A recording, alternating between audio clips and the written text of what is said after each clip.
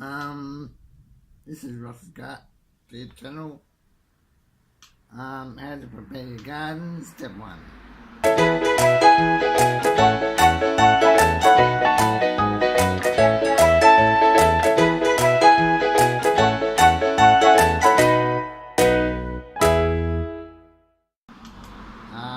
At the moment, I've got some raised, got some soil,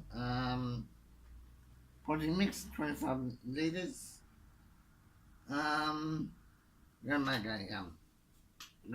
got some shade, and gonna make a raised garden bed.